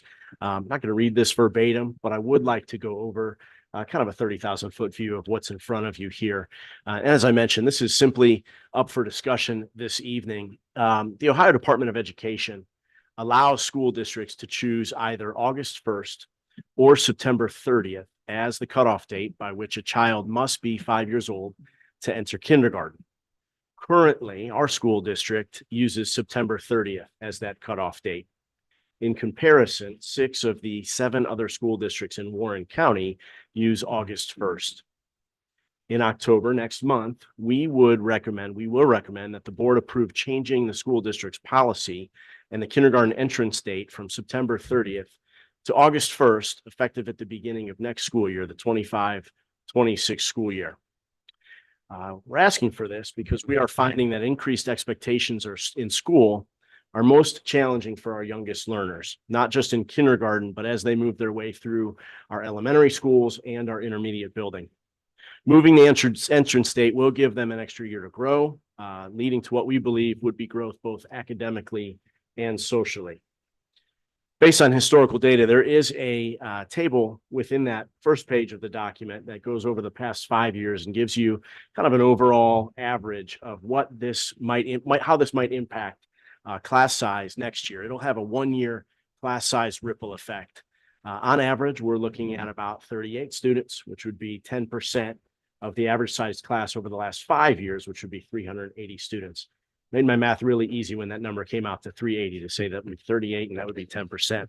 So that 1-year ripple effect will occur on 25-26, and we anticipate that would mean 10% less students next school year before being level set the following school year in 26-27. Our early entrance process, which has always been available, would remain an option for families who believe their children are ready for kindergarten, provided they meet its respective cutoff date of January 1st. And next year, that would be January 1st of 2026.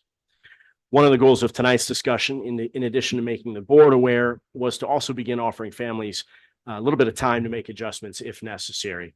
And then if the board approves this change in board policy next month during our fall update, we would begin communicating this out to our community and how this would impact us through our normal channels immediately. So in addition to the information that's on page 1, I do have some FAQs that I've also gone over briefly, but happy to answer any questions or have some further discussion relative to this change. I'll just add a piece. Historically, when this came up originally, when we said we'd continue with what we had been doing, was that we were pretty sure that sometime in the future, so this must be that sometime in the future that we would revisit, so.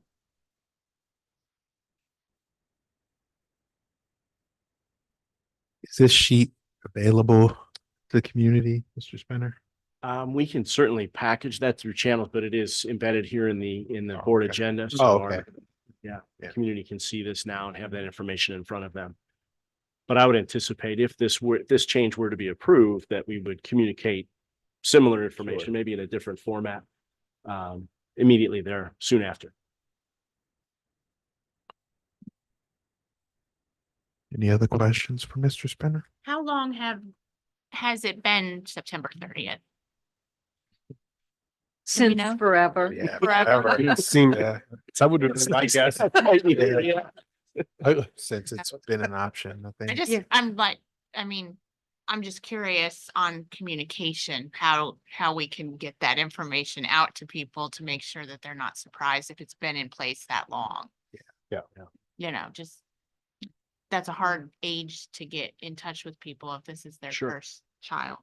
Yeah, sure. And we've had school districts in our area make this change as recently as last year, more than Mhm. one. Go through that same I- process. I would think getting the word out would certainly be also by letting the preschools in the Yeah. area, Yeah. besides our own preschool. but, Preschools, child cares, daycares, absolutely. Yeah. And just to reiterate, for those who have an eager child who would have met the previous qualification, Mhm. but now won't. Just to reiterate, they do have the option of, contacting us to get them in, with the early entry process. So it's not that they can't start, it's just they have to do additional steps. Is that correct? Yeah, that is 100% correct. And that early entrance process and paperwork is very well laid out on our website under the departments column and education programs. I'm just reiterating that so that if there's any disappointed Sure. preschoolers, Appreciate parents of preschoolers, that they know that there is a process, that door is not closed for them, that they can still enter if their birthday is after August 1st. Yes, and that is even extended to those who wouldn't turn 5 until the cutoff date there would be Right. January 1st of 2026, not even September 30th, but a little bit later. I'm just thinking of those August 1st to September Sure. 30th Yeah. people who Right in might the be middle. disappointed, that I want to make sure that they understand the door is not closed. That's Not correct. closed. We'll still have at our preschool, the Young Five program Yes. that we currently, Currently I have, yes, it'll stay in place. and I know The only other one I know is the one that my grandchildren went to was Lakeview. They have a Young Five program also. I believe there are some around that have young fives also, yes. And Deb, I agree with you. I think their early entrance, we will maybe see an uptick a little bit with that process. And start talking with our sites about it a little bit. Thank you. Thank you, Mr. Spinner. Next on the agenda are the consent agenda items for the Assistant Superintendent regarding our educational programs. Mrs. Martin, Mr. Freeman. Evening. We do have one item on the agenda that will be a vote for the around CCP and an MOU. Matt and I did want to quickly talk to you about, it's that time of year again. The report card came out last week. As always, Matt and I will chunk that out and bring about 2 or 3 different presentations to you. We'll start in a work session probably next month. Kings received a 4 out of exceeds state standards, yes. Out of overall, out of the 5 that we're going to work with Don on the article on Friday, we've got out of the 5, 2 got 5 stars out of 5 for significantly exceeding, and then another 2 got 4, which exceeds, and then the one that we know that we've got some work to do around is ours progress. Unfortunately, that's also the one that no data is out yet, so we haven't been able to dive into that. We're hoping we hear the data will be at the end of September, 1st of October, which is normal for that one. So we're waiting on that data, but we've been able to dig in a couple different ways around that data too. We started that with the coaches last year, and I can let Matt talk a little bit about this. They started doing some different work around data that will start again. Actually already started last week, I think, around that, and then some different meetings that we'll be having with the different buildings. We also included in the article will be some of the celebrations with the different buildings that have 4 and 5 stars, because there's quite a few of those too. So lots of different ways to look at it. Remember, it was new to us last year, so we're still breaking down all the new different ways. One of them still doesn't receive any stars, but we have data around that we'll still talk about and share. So we've got lots to share with you, and we'll start that next month. Matt, do you want to add?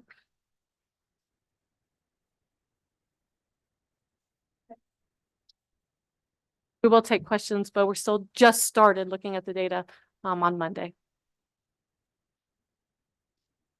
I'm just going to say publicly that it's frustrating that they release these scores and then there's no data. One we want, yes, The the one we ones want. that you want. Yes. It's very frustrating. I will say I had a little bit of positive news from the DC fly-in. Our Congress people said that No Child Left Behind, they're getting ready to possibly start on changing that, and that might impact all of the testing that we do in the individual states. And so in that regard, I thought that was a real positive to hear.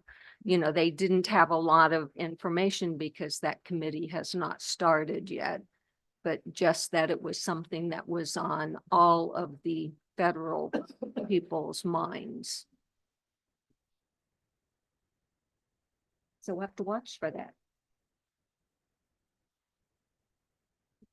Right, I'm gonna share it with Matt. Thank you. The one item that we have for approval tonight is just an updated MOU for Cincinnati State for students to be able to participate in CCP through them. We don't currently have any students that are taking courses at Cincinnati State, but we're ready in the event that we are. Most of our students really are UC and Sinclair, largely Sinclair, but you know, we keep MOUs open for, you know, all the local schools. We have had students in the past that have done Cincinnati State, and it is an option for them if they choose to. So this just allows us to be ready. There are no changes. We're still operating at the floor for the cost, which is just under $42 a credit hour for students to take classes on campus there. Just to refresh my memory, am I thinking right that CCP students don't pay, the college doesn't pay, the school district pays? Is that correct? That's correct. Thank you. Yes. Yes, tuition and textbooks as well. Thank you. And these are all on campus, or is there any virtual learning classes? If they offer virtual classes, then yeah, those would be options for students at Cincinnati State as well.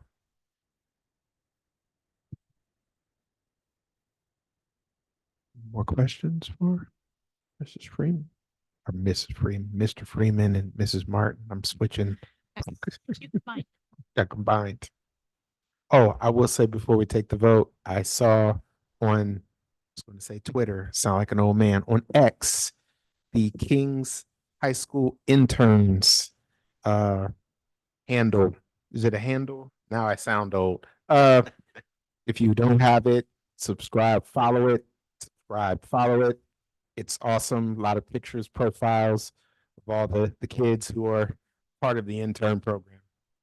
Instagram as well. Dawn is helping me because he's the expert on this and I'm not. And sorry, with that, may I have a motion to approve the item for the assistant superintendent regarding the educational programs? I'll second the motion. Mr. Morrow? Ms. Cowan, Yes. Ms. Groff, Yes. Ms. Phillips, Yes. Mr. Skirl, Yes. Mr. Belfrom. Yes. And next on the agenda are the items presented by the board. Do we have anything this evening? I don't think I we. just have one thing. Sure.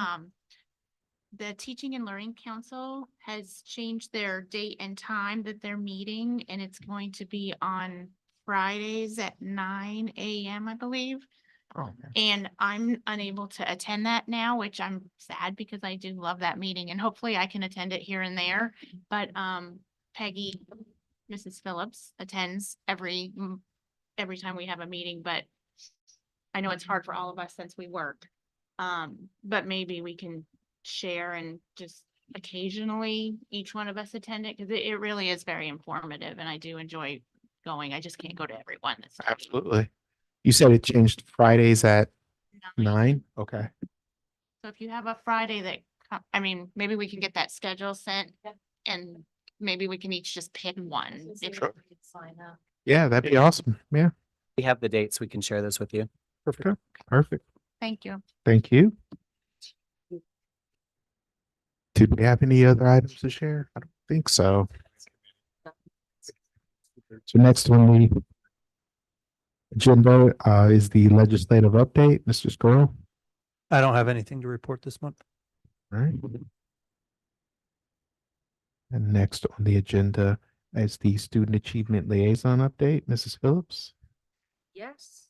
Have just a few things. You mentioned the internship program. My apologies, Mrs. Phillips. One, Ansley's working with Mercy under physical therapy. And this is the first year for that. And so with just a big shout out, we have one more intern business taking our students. And so that's just a wonderful thing to have. And then Mrs. Adams' class at the junior high went to the Bradford Learning Commons just as a different location as we think about what we envision for our students in the future. Here they are making use of having different types of seating arrangements and things in our high school media center. And then Kim Sellers was just giving a big shout out to the students that are our source of strength and working on doing different things for all of the students at the high school around mental health, wellness, stamina, and building just a stronger community. So that's another really great I program. would like one of those Kingston, t-shirts. a big shout out to Kaiser as the top jazz alto saxophone player in the state, and that he will be performing in Cleveland in February. So Nice job. congratulations. And then the impact students are working on one of the first prongs, which is pride for our school. And so at the junior high, they had a project of having to come up with a banner that's number one about the school, number two about the team, and number three, something about themselves. And so you can see students working on that. And so definitely a way of building relationships with one another and having it proudly displayed on their lockers for others to see. And then when you talk about building relationships, we have students in the 5th grade hallway in the first little picture, and it was like you can take the student out of the 5th grade hallway. I did that wrong. You can take the student out of the hallway, but you can't take the hallway out of the student. And then this second one is the first student in 3rd grade that passed the fact sheet, 100 problems in a limited amount of time. And she had the goal set to do it first and the fastest. And so she was able to accomplish that. And then certainly when we talk about building relationships, last Friday was the military night. And so we had cheerleaders and people from the military helping to hoist that huge flag out onto the field and work together. And then something else that builds relationships is the last little picture of the, oh, now my mind's blank on what it's called, but it's the t-shirt blower that Yeah. and just watching the students when that went up and down the field, it was amazing. They were all like, I want it, I want it. And then there were a couple of fathers that just reached their hand out and I thought, oh, I'll give it to that child. They wanted it. And they did. And so another way of building relationships. And then our National Merit semifinalists. Congratulations to Lucas, Derek, and Matthew. And it's a proud time and hopefully they'll be able to make it to the next in the national. So. And then the JF Burns assistant principal said it may be Friday afternoon, but the nights are still hard at work here at JF Burns. And so see lots of students working and doing things. A lot of the learning going on with manipulatives and different activity cards, which when you think of our Power 5 skills, that involves all of them as they're working in small groups or with a teacher.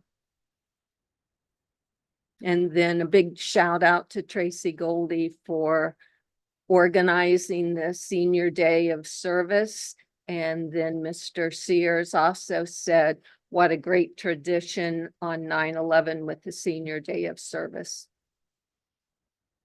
So, and we thank the students for all that they do. And that's another show of just building relationships with each other's and in the community and even further reaching than that.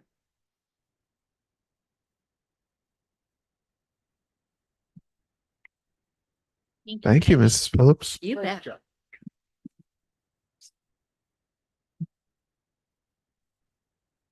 Next on our agenda is the executive session. So we'll be entering into executive session to consider the appointment, employment, dismissal, discipline, promotion, demotion, or compensation of a public employee or official. And upon conclusion of our executive session, we will be adjourning this evening's meeting. So with that, may I have but no action taken. So with that, may I have a motion to enter into executive session? I'll make the motion. I'll second the motion. Mr. Morrow? Mr. Skrull, Yes. Ms. Phillips, Yes. Ms. Groff, Yes. Ms. Cowan, Yes. Mr. Belfrom. Yes. Good night, everyone.